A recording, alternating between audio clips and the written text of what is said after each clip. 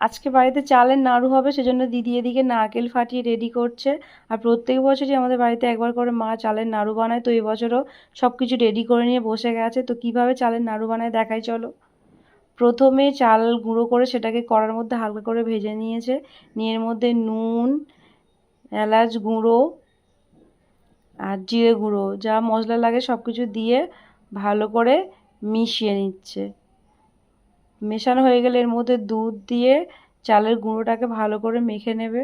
মাখা হয়ে গেলে এর মধ্যে নারকেল ভাজা আর চিনি রস করেছিল, সেই চিনি রসটা দিয়ে ভালো করে একটা ডো বানিয়ে নিয়ে সবাই মিলে নাড়ু করতে বসে গেছে। আমরা কতজন মিলে নাড়ু তৈরি করছি এদিকে তাকে বল, ওটা বলবে।